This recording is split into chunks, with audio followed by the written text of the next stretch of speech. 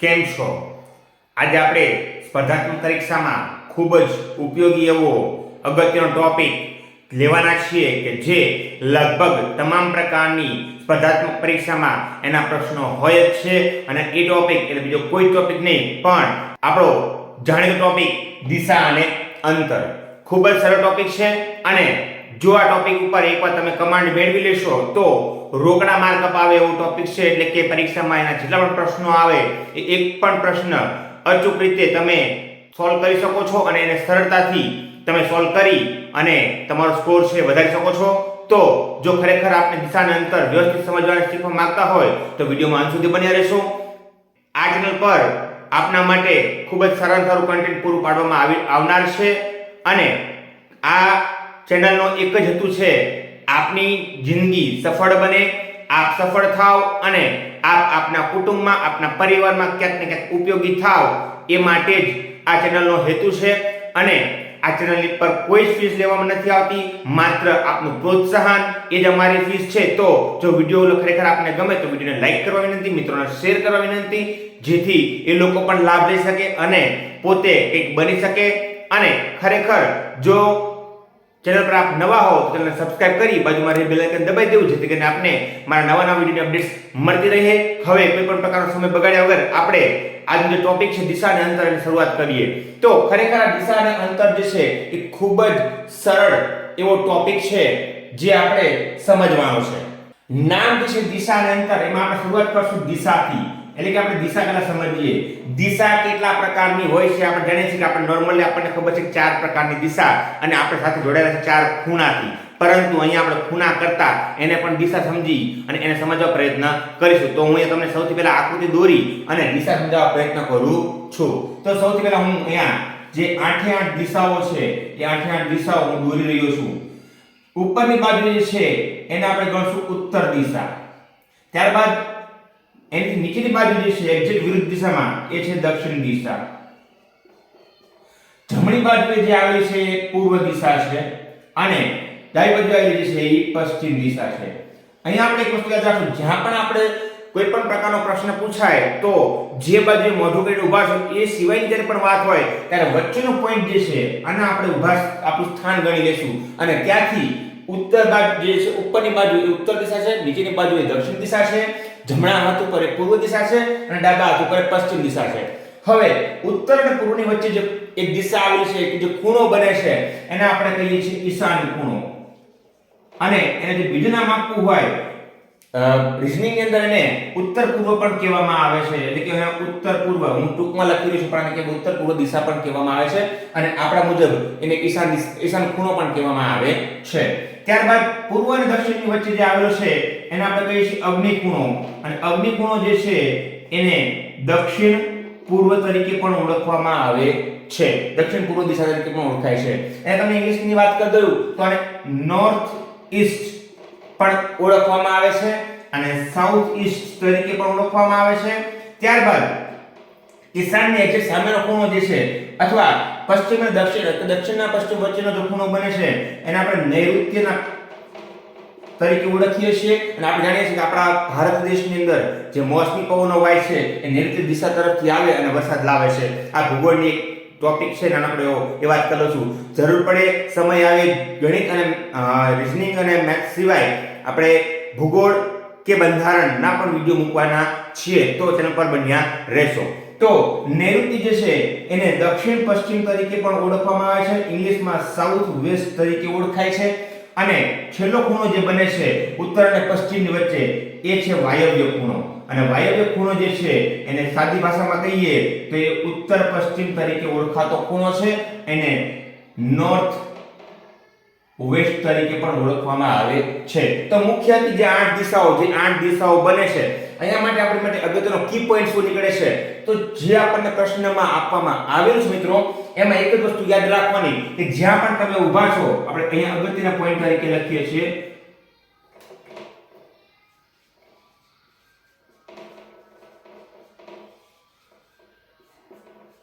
કે તમને દિશા આપેલી નથી તો તમે જ્યાં ઊભા છો ત્યાંથી ઉપરની બાજુએ જે છે એ છે ઉત્તર દિશા.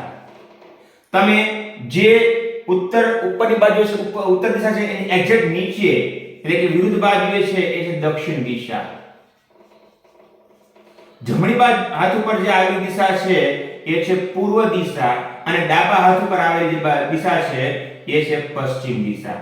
આ ખાસ યાદ રાખવાનું છે. જ્યારે આપણને પ્રશ્નમાં કોઈ પણ પ્રકારની દિશા આપેલ નથી ત્યારે આપણે આ જ વસ્તુ યાદ રાખવાની રહેશે કે તમે જ્યાં પણ ઊભા હો એની ઉપરની બાજુએ એટલે કે અહીંયા ઉપરની બાજુ એટલે આપણે માથાની ઉપરની વાત નથી પણ પેપરની અંદર તમે જ્યાં પણ પોઈન્ટ કરો સિમ્પલ જ્યાં પણ આપણે શરૂઆત કરીએ ત્યારે પોઈન્ટ કરીએ એનાથી ઉપર જે ગણશું એ ઉપર અહીંયા ગણાશે એટલે કે ઉત્તર દિશા થશે. નીચે એટલે અહીંયા નીચેની બાજુ થશે. જમણો હાથ એટલે કે આ બાજુ અને ડાબો હાથ એટલે કે આ બાજુ. આ પ્રકારે દિશાની ગણતરી થાય છે. તો આ જે છે મેઈન દિશાઓ જે 8 દિશાઓ મુખ્ય 4 દિશા અને 4 ખૂણા એટલે કે કુલ 8 દિશાઓ છે એની અહીંયા વિગત હતી. હવે આગળ આપણે જોઈએ કે 8 દિશાઓ છે એના આધાર ઉપર આપણે કઈ જમણી બાજુ કઈ ડાબી બાજુ નક્કી કરીશું. પ્લસ આપણે ઘણીવાર પરીક્ષામાં પ્રશ્ન પૂછાશે ઘડિયાળની દિશામાં અને ઘડિયાળની વિરુદ્ધ દિશામાં તો એને કેવી રીતના સમજવું એની ચર્ચા આપણે હવે કરીએ છીએ. તો મિત્રો આપણે જમણી બાજુ અને ડાબી બાજુ ઘડિયાળની દિશામાં અને ઘડિયાળની વિરુદ્ધ દિશામાં કેવી રીતના નક્કી કરીશું એ આપણે સમજીએ. તો સૌથી પહેલા ફરી એકવાર હું અહીંયા 8 દિશાઓ ડ્રો કરી લઉં છું જેથી આપણને સરળતાથી સમજી શકાય. અહીંયા છે ઉત્તર દિશા, હું પૂર્ણ નામ નથી લખતો. અહીંયા છે દક્ષિણ દિશા, આ છે પૂર્વ દિશા, આ છે પશ્ચિમ દિશા, આ છે ઈશાન ખૂણો, આ છે અગ્નિ ખૂણો, આ છે નૈઋત્ય ખૂણો, આ છે વાયવ્ય ખૂણો. સૌથી પહેલા આપણે અગત્યની બાબત સમજીએ તો શરૂઆત કરીએ ઉત્તરથી. ઉત્તરથી યાદ રાખો કે જે પૂર્વ દિશા છે એ બાજુ જે આપણો એરો કરશું આ હશે જમણી બાજુ અને એની વિરુદ્ધ બાજુ છે એ થશે ડાબી બાજુ. આ વસ્તુ યાદ રાખવાની છે. અથવા સિમ્પલ તમે વિચાર કરો કે કોઈ માણસ અહીંયા ઊભો છે, આ ઊભો છે તો જમણો હાથ આ બાજુ હશે અને ડાબો હાથ આ બાજુ હશે એટલે આ જમણી બાજુ છે અને આ ડાબી બાજુ થશે. આ વસ્તુ એટલે એક જ વસ્તુ યાદ રાખવાની, બાકી બધું ઓટોમેટિક આવડી જાય એટલું જ સરળ છે. હવે જે ઉત્તર છે એક્ઝેક્ટ વિરુદ્ધ એનું દક્ષિણમાં હોય એટલે કે દક્ષિણની જો હું વાત કરું તો અહીંયા જમણી છે તો અહીંયા થઈ જાય ડાબી બાજુ થઈ જાય અને અહીંયા ડાબી છે આ જમણી બાજુ થઈ જાય. આટલી વસ્તુ આપણે યાદ રાખવાની છે કારણ કે આપણો ફેસ એક્ઝેક્ટ ઓપોઝિટ થશે એટલે જે જમણી બાજુ છે ખરેખર ડાબી બાજુ બનશે, જે ડાબી બાજુ છે જમણી બાજુ બનશે. તો આ રીતના પણ સરળતાથી યાદ રાખી શકાય છે. હવે પૂર્વની વાત કરીએ તો પૂર્વમાં ખરેખર માણસનું ફેસ આ તરફ હશે એટલે આ બાજુ જમણી થાય આ બાજુ ડાબી થાય. પણ એટલું પણ કન્ફ્યુઝનમાં ન જવું હોય તો યાદ રાખવાનું કે જો અહીંયા જમણી હોય તો એની બાજુનું અહીંયા ડાબી બાજુ હોય અને અહીંયા નીચે તરફ જાઓ એ જમણી બાજુ હોય. આટલું ઈઝી છે બરાબર. અને જે આ છે એક્ઝેક્ટ મેં કીધું એમ કે સામેની બાજુ હોય તો વિરુદ્ધ સાઈડ થી એક્ઝેક્ટ ઊંધું થાય એટલે યાદ રાખવાનું કે આ બાજુ જે થશે એ જમણી છે અહીંયા બનશે ડાબી બાજુ અને આ બનશે જમણી બાજુ. આટલી વસ્તુ યાદ રાખવાની રહેશે એટલે ખૂબ સરળતાથી આવડી એવી બાબત છે. ફરી એકવાર સમજાવી દઉં કે તમે કી પોઈન્ટ વચ્ચે જે ઊભા છો ત્યાંથી તમે એક વખત ઉત્તરનું તમે નક્કી કરી લેશો કે ઉત્તરમાં જમણી બાજુ કઈ તો જે પૂર્વ દિશા બાજુનો હાથ છે પૂર્વ દિશા બાજુ જે બાજુ છે એ જમણી બાજુ થશે અને પશ્ચિમ બાજુ જે બાજુ છે એ બાજુ ડાબી થશે. આ એક મળી જાય અને એક્ઝેક્ટ વિરુદ્ધ છે દક્ષિણમાં થશે એટલે કે જે જમણું છે ડાબું થશે, જે ડાબું છે એ જમણું થશે. હવે પૂર્વમાં તો એક વસ્તુ યાદ રાખો જમણી બાજુમાં કોઈ દિવસ જમણી બાજુ આવે નહીં, ડાબી બાજુ જ આવે. તો જો જમણી બાજુ હોય આ બાજુ તો પૂર્વ માટે એ ડાબી બાજુ થતું હોય. પૂર્વ તરફ મુખ રાખીને જો કોઈ વ્યક્તિ ઊભો હોય તો એના માટે ડાબી બાજુ થાય અને દક્ષિણ દિશા તરફ એની જમણી બાજુ થાય. આ વસ્તુ યાદ રાખવાની. અને એક્ઝેક્ટ એનું ઊંધું એ પશ્ચિમ દિશામાં થશે એટલે કે પશ્ચિમમાં જે પૂર્વમાં જે ડાબું છે એ પશ્ચિમમાં જમણું થશે અને જે જમણું છે પૂર્વમાં એ પશ્ચિમમાં ડાબું થશે. તો આ કી પોઈન્ટ તરીકે આ વસ્તુ યાદ રાખી શકો છો અને ખૂબ જ સરળતાથી યાદ રહી જાય એ બાબત છે. હવે વાત કરીએ ઘડિયાળની દિશામાં અને ઘડિયાળની વિરુદ્ધ દિશામાં. તો સિમ્પલ આપણે જાણીએ છીએ ઘડિયાળ જે છે એમાં 12 3 6 અને 9 આ 1 2 4 5 7 8 10 11 આ ઘડિયાળ છે. નોર્મલી તો ઘડિયાળ હંમેશા જાણે છે આ પ્રમાણે હાલે છે અને ઘડિયાળ ઊંધી હાલતી વિચારીએ તો ઘડિયાળ આ પ્રમાણે હાલે.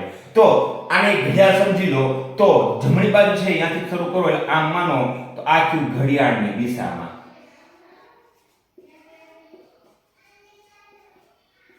અને એને ઊંધું સમજો તો આ ડાબીથી આમ બાજુ ગણતરી કરો તો આ થયું ઘડિયાળની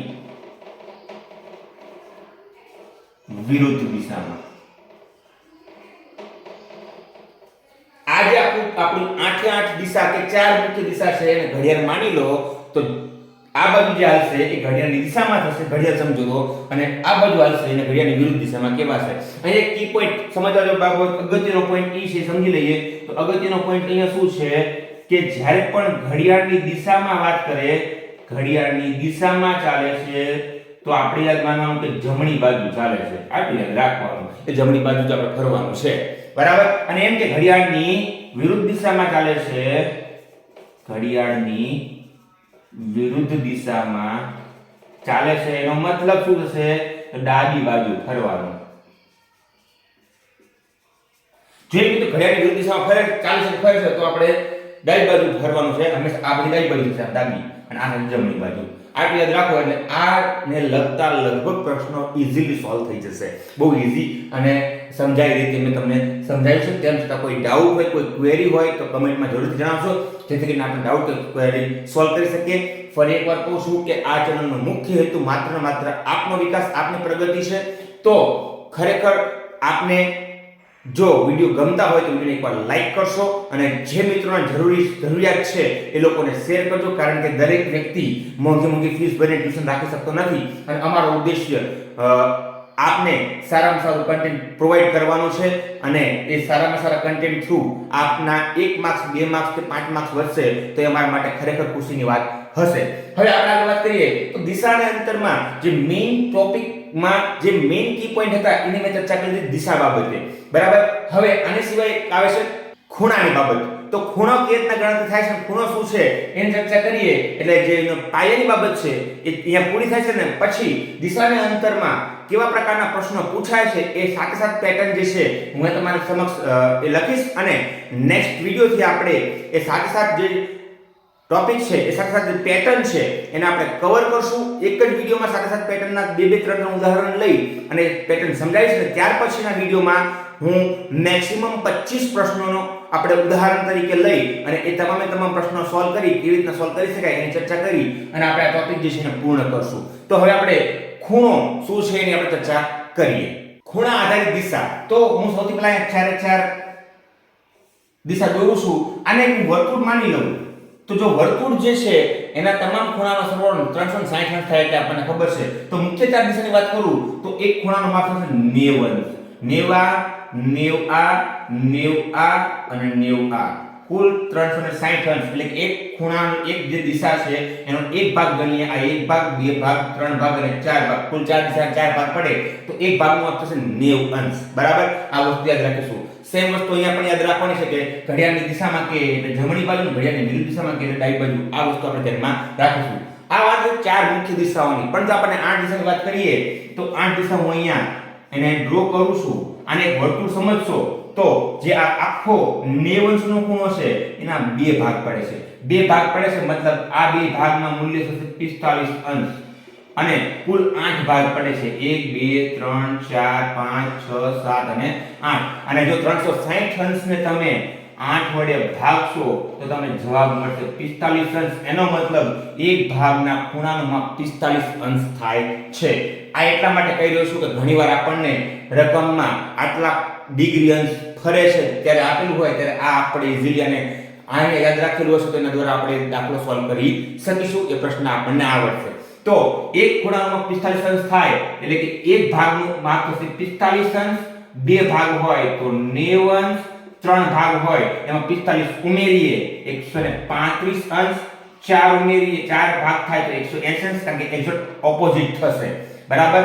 5 ભાગ કરીએ ત્યારે આમાં હજી આપણે 45 ઉમેરીએ તો 225 અંશ, 6 ભાગ કરીએ ત્યારે 270 અંશ, 7 ભાગ કરીએ ત્યારે 315 અંશ અને 8 ભાગ પૂરા થાય ત્યારે 360 અંશ. આમ કુલ 8 ભાગના જે ખૂણા પડે છે એના આધાર ઉપર આપણે ભવિષ્યમાં જે દાખલા હશે તો આના આધારે ક્વિકલી આપણે સોલ્વ કરી શકીશું. એટલે આ ભાગ પણ આપણે યાદ રાખવાના રહેશે. અને આ ખૂણો જે છે એ ખૂણાના આધાર ઉપર એક ભાગનું માપ 45 અંશ થાય છે એ નક્કી આપણે કરી શકીએ છીએ. અને બે ભાગ ભેગા થાય એટલે એક મુખ્ય દિશાનો ભાગ પૂરો થાય છે જે 90 અંશ તરીકે ઓળખાય છે. અહીંયા આપણે ઘણીવાર હિન્દીમાં પણ પ્રશ્ન શબ્દ આવે ત્યારે શું યાદ રાખવું, યાદ રાખજો. ઘણી આપણે દાહિને મૂળ અને બાહ્ય મૂળ, આવો આપણને શબ્દ આપવામાં આવે છે. તો દાહિનીનો મતલબ થાય જમણી બાજુ વળવું અને બાહ્યનો મતલબ થાય ડાબી બાજુ વળવું. આ આપણને ખાસ ખ્યાલ હોવો જોઈએ, કારણ કે સૈનિક પૂછના જ્યારે દાખલા પૂછાય ત્યારે આપણે જાણીએ છીએ કે એની અંદર દાહિને મૂળ અથવા બાહ્ય મૂળ જેવા શબ્દો ઉપયોગ થતો હોય છે. પણ એક શબ્દ પણ આવે છે પીછે મૂળ. પીછે મૂળનો મતલબ થાય જે દિશામાં તમે ઊભા છો એની એક્ઝેક્ટ ઓપોઝિટ દિશામાં ફરવું. સોરી મિત્રો, લાઈટ જવાના કારણે થોડું ડિસ્ટર્બન્સ ઊભું થઈ રહ્યું છે, પણ વિડીયો પૂર્ણ કરી રહ્યો છું જાહેર સાથે જ થોડુંક સમજાવીને પૂરું કરીશ.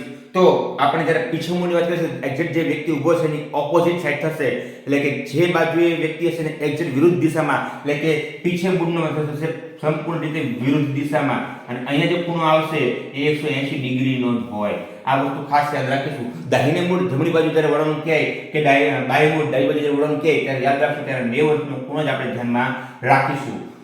તો ખૂણાની દ્રષ્ટિએ જેટલું ઇમ્પોર્ટન્ટ હતું એ બધું જ અહીંયા કવર થઈ જાય છે. તો ફરી એકવાર ક્ષમા યાચના સાથે લાઈટ ન હોવાના કારણે હું વિડીયો અહીંયા પૂર્ણ કરી રહ્યો છું. તો આશા રાખું કે આજે જેટલું પણ સમજાયું છે, શીખવાડ્યું છે એ આપ યાદ રાખી લીધું હશે. તેમ છતાં ન સમજાણું હોય તો કોમેન્ટ કરી જણાવશો કઈ બાબતમાં query છે, ક્યાં ડાઉટ છે, અને એકવાર આખું રિવિઝન કરી લેજો, જેથી કરીને જ્યારે આપણે એના પ્રશ્નો સોલ્વ કરીએ ત્યારે આપ સરળતાથી એને સોલ્વ કરી શકો અને સમજાય. એટલા માટે ફરી એકવાર શક્ય બને તો વિડીયો આખો જોઈ લેજો. અને ખરેખર જો આપને વિડીયો ગમ્યો હોય તો વિડીયોને લાઈક કરવાની નથી, મિત્રોને શેર કરવાની નથી, જેથી કરીને એ લોકો પણ લાભ લઈ શકે. અને હજુ સુધી જો આપ ચેનલ પર નવા છો તો તમે સબસ્ક્રાઇબ કરી બાજુમાં રહેલ બેલ આઇકન દબાવી દો, જેથી કરીને આપને મારા નવા વિડીયોની અપડેટ્સ મળતી રહે. મળીએ છીએ નેક્સ્ટ વિડીયોમાં, જેની અંદર આપણે દિશા અને અંતરને લગતા જે અલગ અલગ પ્રકારના પ્રશ્નો પૂછે છે એની તમામ પેટર્ન આપણે અહીંયા જોઈશું ઉદાહરણ સાથે. તો નેક્સ્ટ વિડીયો ટૂંક સમયમાં જ આવવાનો છે. તો મળીએ છીએ નેક્સ્ટ વિડીયોમાં. ધન્યવાદ.